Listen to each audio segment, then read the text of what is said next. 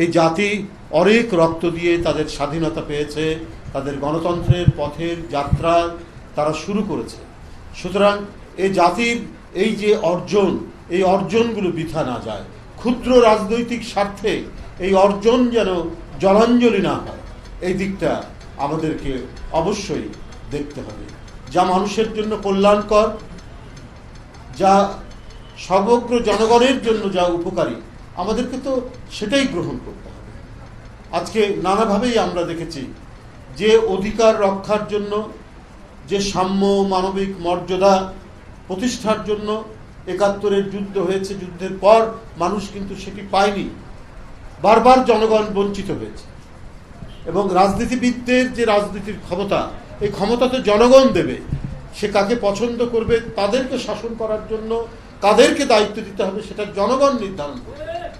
সেই জনগণ যে নির্ধারণ করবে, সেই জনগণের উপর ক্ষমতা তো আমাদেরকে ফিরিয়ে দিতে হবে। এই জন্যই তো লড়াই। হাসিনার মতো একটা দুর্বৃত্ত, সে শিশু, বাচ্চা, আহাত, তাকে হত্যা করতে দ্বিধা করেনি। মানবাধিকার, জাতিসংঘের মানবাধিকার সংস্থার যে রিপোর্ট আপনারা পড়ে দেখুন, তারা যে তথ্যটা নিয়ে এসছে, সে তথ্য কত রক্তহীন করা তথ্য। যে গাজীপুরে একটা 14 বছরের কিশোর, তার শরীরে 40টা গুলি করা হয়েছে।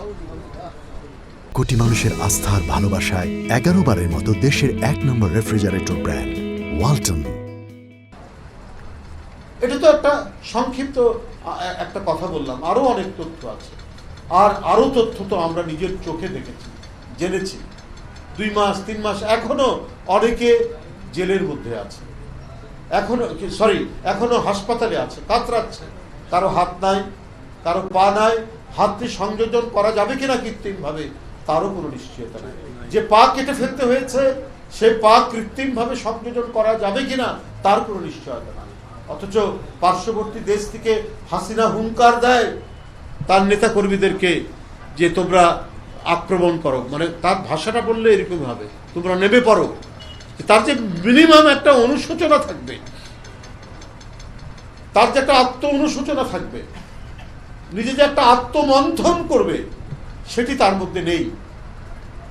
এত রক্তপাত, যে শিশু বাচ্চার রক্ত পান করতে পারে, কিশোরের রক্ত পান করতে পারে, তরুণের রক্ত পান করতে পারে, তাদেরকে ওবায়দুল কাদের বলে এরা যখন রাজপথে এরা রাজাকারের বাচ্চা, সেটারও উত্তর দিয়েছে এই বাচ্চারা কত সুন্দরভাবে কবিতার ছন্দে।